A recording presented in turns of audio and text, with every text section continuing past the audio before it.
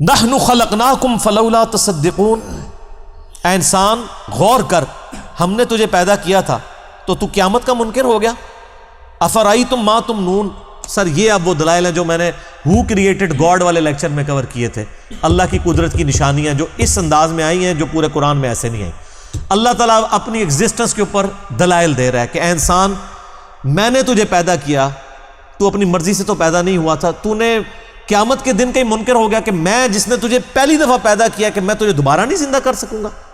تو اب سن، نحن خلقناکم فلولا تصدقون، ہم نے تجھے پیدا کیا تھا اور تو قیامت کا منکر ہو گیا، تصدیق کیوں نہیں کرتا قیامت کے دن کی؟ افرأیتم ما تمنون، بتاؤ جو تم منی کا قطرہ ٹپکاتے ہو، اانتم تخلقونہ ام نحن الخالقون، اس قطرے کو انسان بنا کر ہم پیدا کرتے ہیں یا تم پیدا کرتے ہیں؟ کسی باپ کو تو پتہ نہیں۔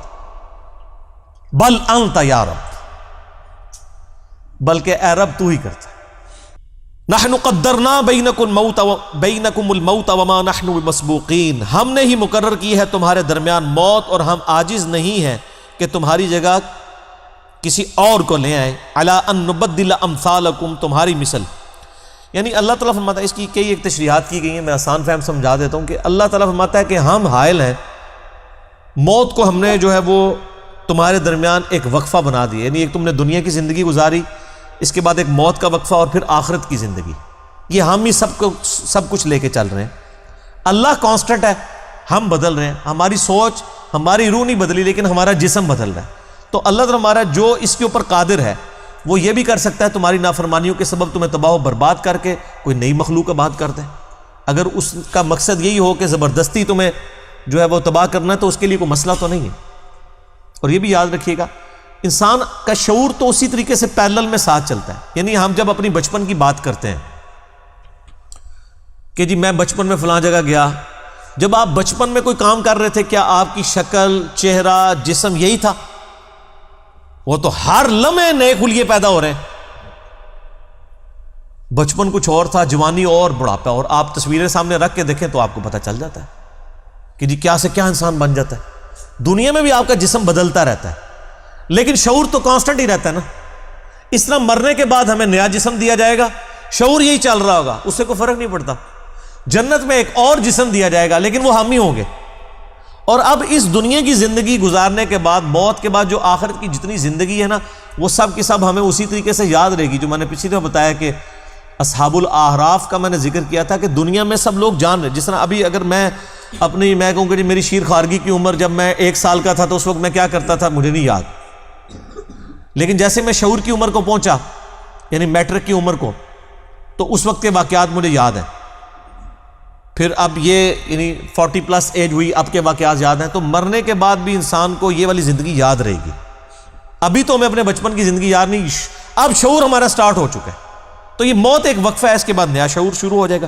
الا ان نبدل امثالکم وننشئکم فیما لا تعلمون، اگر ہم چاہیں تو تمہیں تباہ و برباد کر دیں اور تم کو کسی ایسی صورت میں پیدا کر دیں جس کو تم نہیں جانتے ہو، یعنی کتا بنا سکتے ہیں تمہیں، خنزیر بنا سکتے ہیں، اللہ تعالیٰ تو کچھ بھی کرنے پہ قادر ہے۔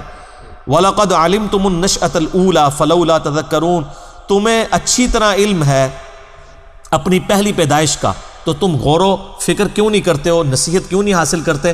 جس رب نے تمہیں ایک بے قدر منی کے قطرے سے اتنا بڑا انسان بنا دیا، وہ تمہیں گلے سڑے ہوئے اس راکھ میں سے دوبارہ زندہ کر کے مکمل انسان نہیں بنا سکتا؟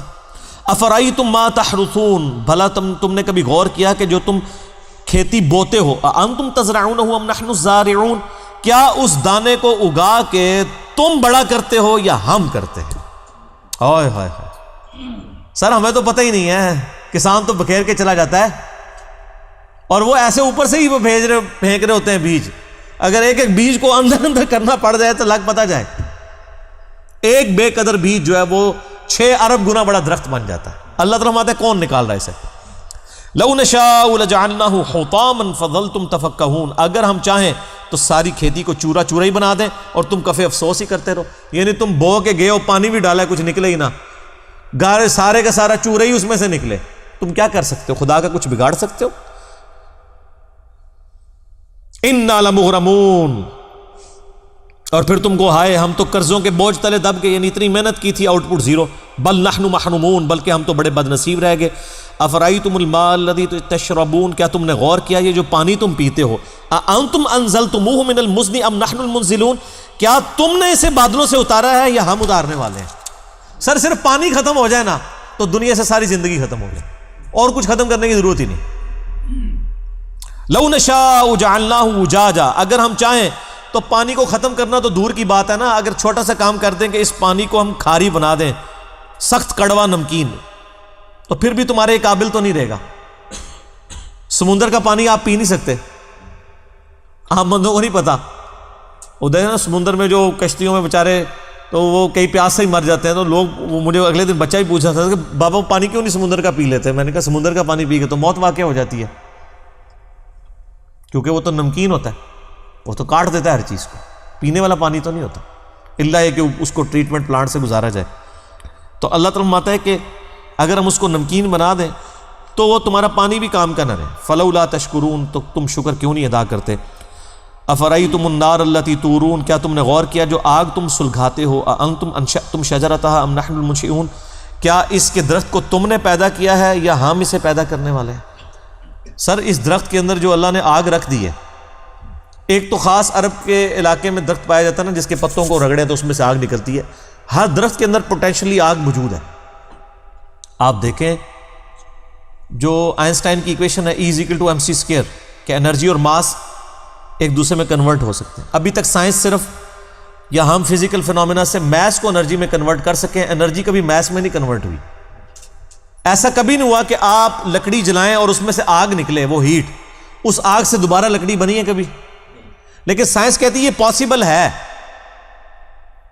یہ ریورسیبل ہے، اور اللہ تعالیٰ نے پاسبل کیا ہوا۔ سر روزانہ جو ہے وہ جناب ملینز آف ٹن لکڑی بن رہی ہے سورج کی روشنی سے، دیکھیں نا، اس روشنی سے ہی پتے جو ہیں وہ اپنی خوراک تیار کرتے ہیں، اور ایک بیج بوتے ہیں اور اتنی بڑی لکڑی بن جاتی ہے۔ تو اللہ تمہارا یہ لکڑی تم نے پیدا کی، ہم نے۔ اس پہ آپ مسئلہ 83B میرا دیکھیں، اس میں نے بڑی ڈیٹیل سے اس کو انہی آیات کو کور کیا تھا، آج میں صرف سرسری کور کر رہا ہوں۔ نحن جعلناها تذکرۃ ومتاعا للمقوین، ہم نے بنا دیا ہے اس کو نصیحت اور فائدہ مند مسافروں کے لیے، یعنی ان درختوں کے اندر یہ نصیحت ہے کہ یہ کسی کے بنانے سے بنے ہیں، مسافروں کے لیے فائدہ مند ہے کہ وہ اس کی چھاؤں کے اندر بیٹھتے ہیں، اور ظاہر ہے کہ اگر یہ آگ دنیا سے ختم ہو جائے تو آپ کوئی چیز پکا کے کھا نہیں سکتے۔ اللہ تعالیٰ نے کتنی بڑی نعمت رکھی ہے، آگ زحمت بھی ہے اور نعمت بھی ہے۔ فسبح بسم ربک العظیم، سبحان ربی العظیم، سبحان ربی العظیم۔ اے نبی تسبیح کیجئے اپنے رب کے عظیم نام کی جس نے اتنی بڑی بڑی نعمتیں پیدا کی ہیں۔